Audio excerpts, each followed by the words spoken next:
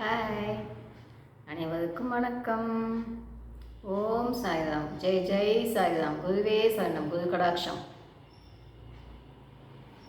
இன்னைக்கு எதை பார்க்கலாம்னா, இலக்கு வைக்க வேண்டும் அப்படின்னு பார்த்தோம் இல்லைங்களா. இப்போ நாம் ஏதாவது செய்யணுன்னா இலக்கை நிர்ணயம் செய்யும்போது மட்டும்தான் நாம் அதை செய்ய முடியும். ஏன்னு கேட்டிங்கன்னா, இப்போ நாம் போய் குளிக்கணும் அப்படின்னு நினைக்கிறோன்னு வைங்களேன், முன்னாடியே அந்த யோசனை பண்ணுவோம் இல்லைங்களா, எண்ணத்தை கொண்டு வருவோம் இல்லைங்களா. இப்போ சாப்பிடணும் அப்படின்னாலும் அந்த எண்ணத்தை கொண்டு வந்துடுவோம் இல்லைங்களா. அப்போ அந்த முதல்ல நினைப்போம், அப்போ அந்த செயலை செய்வோம் இல்லைங்களா. இப்போ வெளியே போகணும் அப்படின்னு வண்டியில் போகணுன்னு கிளம்பணும்னு வைங்களேன், முன்னே எங்கே போகணும் அப்படின்னு யோசனை பண்ணிக்குவோம். அதுக்கப்புறம் தானே வண்டி எடுப்போம். வண்டி எடுத்துகிட்டு வண்டி எங்கே போகுதோ அங்கே போகலான்னு போவோமா? இல்லை தானே. அப்போது என்ன பண்ணணும், முதல்ல இலக்கை நிர்ணயம் செய்து கொள்ள வேண்டும். கனவு காண வேண்டும். கனவு காணும்போது மட்டும்தான் நம்மளால் அதை பண்ண முடியும். ஏன்னா இப்போ நாம் என்ன நினச்சிக்கிட்டு இருப்போம்னா, நம்மளால் முடியுமா அப்படின்னு நினைப்போம்.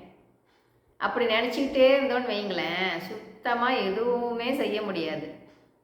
முடியும், பாசிட்டிவ் திங்கிங் ரொம்ப ரொம்ப முக்கியம். முடியும்னு நினைக்கும் போது அதை நம்மளால் செய்ய முடியும். அதை நம்மளை செய்ய வச்சிடும் இந்த பிரபஞ்சம்.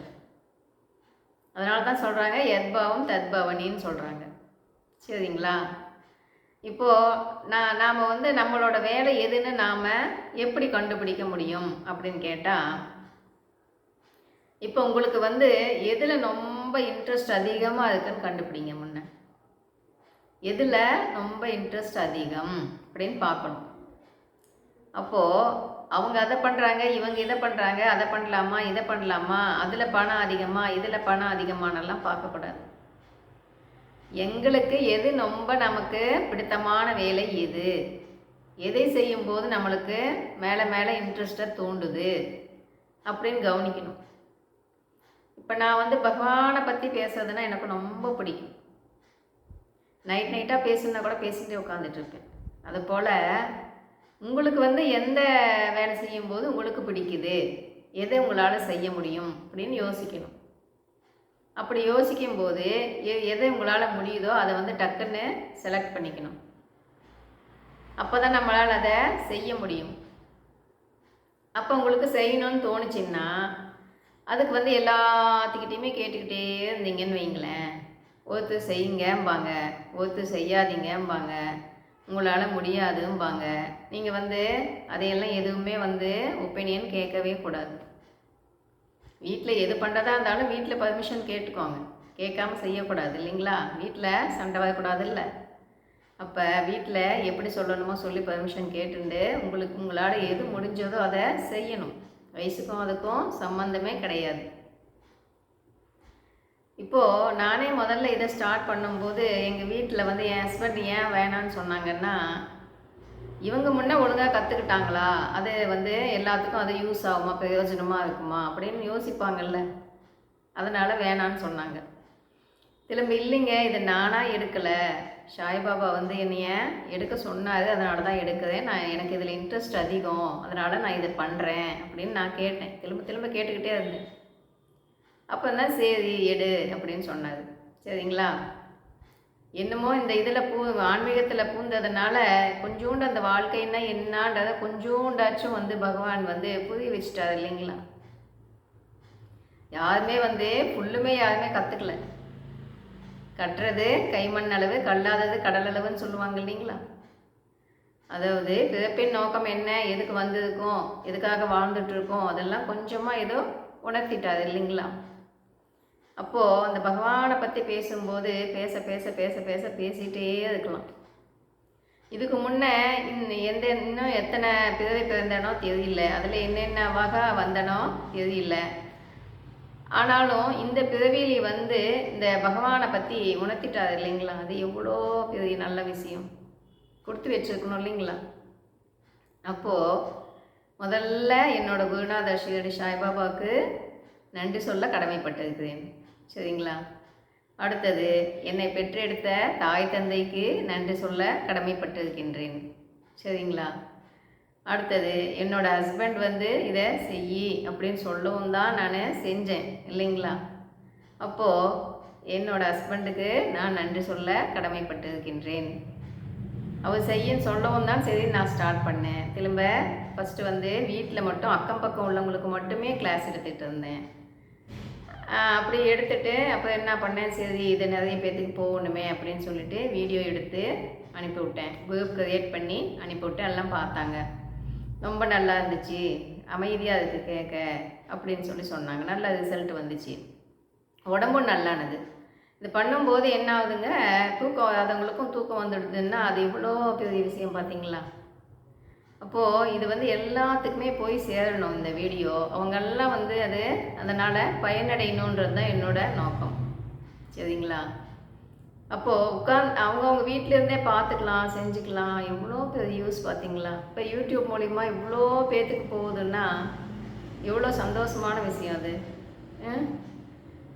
ஆகையினால் என்னோடய ஹஸ்பண்டுக்கு நான் வந்து நன்றி தான் சொல்லணும் இல்லைங்களா? அப்போது தினமுமே நம்ம என்ன பண்ணுவோம், பயிற்சி பண்ணிவிட்டு அதனோட பயிற்சி பண்ணிகிட்டே இருக்கும்போது அதனோட ரிசல்ட்டை நம்மளுக்கு கொஞ்சம் கொஞ்சமாக தான் உள்ளுக்குள்ளே சேஞ்ச் ஆக தான் நம்மளால் அதை ஃபீல் பண்ண முடியும். சரிங்களா? சுத்தமாக பசி வந்து ரொம்ப கம்மியாகி போயிடும். பசி வந்து ஏன் வந்து பசிச்சு சாப்பிடாமல் இருக்கக்கூடாது, ஆனால் பசிக்கலைன்னா சாப்பிடவே கூடாது. சரிங்களா? அப்போ அப்படி இருக்கும்போது உடம்பை கரெக்டாக மெயின்டைன் பண்ணலாம்.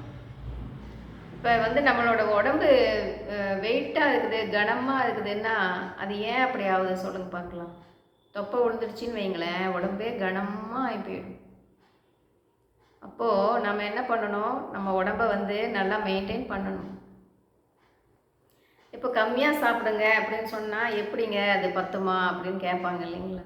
நல்லா அந்த அளவுக்கு உடல் உழைப்பு இருக்குன்னா உங்களுக்கு வந்து அது ஜீரணமாயிடும் எவ்வளோ சாப்பிட்டாலும். இப்போ உடல் உழைப்பெல்லாம் கம்மி தானே. அப்போ என்ன பண்ணணும், கம்மியாக சாப்பிடணும், அதை வந்து நல்லா எனர்ஜியாக எடுத்துக்கணும். டாக்டர்ஸ் என்ன சொல்கிறாங்க, ரைஸை கம்மி பண்ணுங்கன்றாங்க. அப்போது ரைஸை கம்மி பண்ணிக்கிட்டு காய்கள், கீரைகள், பழங்கள் இதெல்லாம் வந்து சேர்த்திக்கும் போது என்ன ஆகும்னா, கம்மியாக சாப்பிட்டாலே வந்து நம்மளுக்கு அந்த எனர்ஜி ஃபுல்லுமே கிடச்சிடும். ஃபுல் எனர்ஜி அதிலேயே கிடச்சிடும் இல்லைங்களா? அப்போது நம்ம என்ன பண்ணணும், கம்மியாக சாப்பிட்டாலுமே அதில் எனர்ஜி ஃபுட்டாக நம்ம எடுத்துக்கணும். அப்படி எடுத்துக்கும் போது நம்மளுக்கு தேவையான சக்தி அதிலேயே கிடைச்சிடும். நட்ஸ் எல்லாம் சேர்த்திக்கலாம், மில்க் ஷேக் போட்டு குடிக்கலாம். அதெல்லாம் பண்ணும்போது அதுலேயே நம்மளுக்கு எனர்ஜி ஃபுல்லாக கிடைக்கிது இல்லைங்களா? சத்தான உணவான்னு தான் பார்க்கணுமே ஒழிய அதிகமாக சாப்பிட்றோமான்னு பார்க்கவே கூடாது. சரிங்களா? இன்னொன்று, எக்ஸசைஸ் எல்லாம் பண்ணிட்டு இருக்கும்போது நம்மளுக்கு உடம்பு வந்து வெயிட் போடாமல் பார்த்துக்கலாம். அப்போ என்ன பண்ணணும், நாம் என்ன வேலை பண்ணணும் அப்படிங்கிறத முதல்ல நாம் செலக்ட் பண்ணிக்கணும். எதில் நம்மளுக்கு இன்ட்ரெஸ்ட் அதிகம்னு பார்த்துக்கணும். அது பண்ணிவிட்டு அப்புறமா வீட்டில் வந்து கேட்டால் வந்து அப்படி தான் சொல்லுவாங்க, ஒவ்வொன்று சொல்லுவாங்க. அப்போ உங்களோட முடிவை நீங்கள் எடுங்கன்னு சொல்கிறது அதனால தான். சரிங்களா? அப்போ என்ன பண்ணணும், ஏதோ ஒன்று செய்யணும் கண்ணு அப்படின்னு என் சன்னுக்கிட்ட சொல்லிட்டு இருப்பேங்களா. என் சன்னு, என்னம்மா நீ இந்த வயசில் என்னம்மா செய்வ நீ, இப்போ வந்து கேட்டுட்ருக்க நீ இவ்வளோ நாள் விட்டுட்டு அப்படின்னு. அப்படியெல்லாம் இல்லை கண்ணு, வயசுக்கும் அதுக்கும் சம்மந்தமே இல்லை, செய்யலாம் அப்படின்னு நான் சொல்லிக்கிட்டே இருப்பேன். ஏதோ ஒன்று செய்யணும்னு என் மனசுக்குள்ளே சொல்லிக்கிட்டே இருக்கும். அப்படி நினச்சிக்கிட்டே இருந்ததுனால தான் இப்போ வந்து இதை என்னால் செய்ய முடியுது. என்னால் முடியும், நான் செய்வேன் சொல்லிக்கிட்டே இருக்கணும் இல்லைங்களா? அப்போ எல்லாத்துக்குமே வந்து எதாவது செய்யலாம் அப்படிங்கிற எண்ணமும் உண்டு. அதனால் நீங்கள் வந்து உங்களுக்கு என்ன டேலண்ட் இருக்குதுன்னு கண்டுபிடிச்சி நீங்கள் உங்களால் எதை செய்ய முடியும்னு கெஸ் பண்ணிவிட்டு எதை நாம் பண்ணுறோமோ அதில் நாம் ஜெயிச்சு காட்டணும். இப்போ வந்து நம்மளோட விதி இதுதான், நம்மளால் எதுவும் செய்ய முடியாது போல் அப்படின்னு நீங்கள் நினச்சிங்கன்னு வைங்களேன், எதையுமே செய்ய முடியாது. இப்போ நீங்கள் வந்து முதல்ல என்னால் முடியும்னு சொல்லும்போது நினைக்கும்போது இந்த பிரபஞ்சமே வந்து அதுக்கு ஹெல்ப் பண்ணும். ஆகையினால முதல்ல நாம் வந்து நம்மளோட மைண்ட் செட்டை வந்து ஃபுல்லாக சேஞ்ச் பண்ணணும். இப்போ ஏன் வந்து நம்ம இப்போ வந்து மனம் வந்து நம்மளை கையாண்டுட்டு இருக்கு இல்லைங்களா? நம்மளோட மனசை நாம் கையாண்டுட்டு இருக்கோமா, இல்லை நம்மளுடைய மனம் வந்து நம்மளை கையாளுகிறதான்னு கேட்டால் நம்மளோட மனம் தான் நம்மளை வந்து கையாண்டுட்டு இருக்கு இல்லைங்களா? அப்போ என்ன பண்ணணும்? மனசு கூட இப்போ நம்ம ரொம்ப இப்படி ஆயிட்டோம். அப்போ என்ன ஆகணும்? அந்த மனசுலேருந்து நாம் வெளியே வரணும். வெளியே வரும்போது மட்டும்தான் நாம் சொல்கிறபடி நம்ம மனசு கேட்கும். அப்போ என்ன பண்ணணும்? கொஞ்சம் கொஞ்சமாக பகவான் என்ன சொல்கிறாரோ அந்த தூய்மைக்கு வந்துட்டு நம்ம முயற்சியெல்லாம் பண்ணிகிட்டு இருக்கும்போது நம்மளுக்கு என்னென்ன நம்ம பண்ணணுமோ அதை நம்ம பண்ணுற அந்த பயிற்சியே வந்து நம்மளோட இன்ட்ரெஸ்ட்டை தூண்டி விட்டு நம்மளை அதை பண்ண வச்சிடும். ஏன்னா இப்போ வந்து அந்த மணிப்பூரகம் சக்கராலாம் ஆக்டிவேட் ஆகிடுச்சின்னு வைங்களேன். அந்த மணிப்பூரகம்னா என்ன? அதுலேயே மணின்னு வந்துடுது பார்த்தீங்களா? இப்போ வேலை இல்லாதவங்களுக்கு வேலை கிடைச்சிடும். வேலை இருந்தும் நம்மளுக்கு வருமானம் கம்மியாக இருக்கே அப்படின்னு நினைக்கிறவங்களுக்கு அதிகமாகும். அதில் அவ்வளோ விஷயம் இருக்குங்க. அப்போ ஒவ்வொரு நொத்தையும் விளக்கம் சொல்லும்போது சொல்லிக்கிட்டே போகலாம். எல்லாத்துலேயுமே அதில் அவ்வளோ யூஸ்ஃபுல், அவ்வளோ பலன் உண்டு. அப்போது நம்மளுக்காக, நம்ம உடம்புக்காக, நம்மளோட நன்மைக்காக, நம்மளோட ஃப்யூச்சருக்காக நாம் தானே செய்யணும். செய்வோம். நம்ம வந்து எது செஞ்சாலுமே நாம் அதில் ஜெயிச்சு காட்டணும் இல்லைங்களா? அப்போ என்ன பண்ணலாம்? விடாமல் முயற்சி பண்ணிக்கிட்டே இருப்போம். தினமுமே பயிற்சி பண்ணுவோம். அப்போ வந்து நம்மளோட டேலண்ட் அதையே வெளிப்படுத்துவோம். இப்போ நாம் எது செய்கிறோமோ அதில் நாம் ஜெயிச்சு காட்டுவோம். விதியை கண்டிப்பாக வெல்ல முடியும். விதின்னு சொல்லிட்டு விட்டுடாதீங்க, சரிங்களா? இப்போ விடாமுயற்சி வெற்றி கொடுக்கும், வெற்றி நிச்சயம். பாய். கேட்டதுக்கு நன்றி.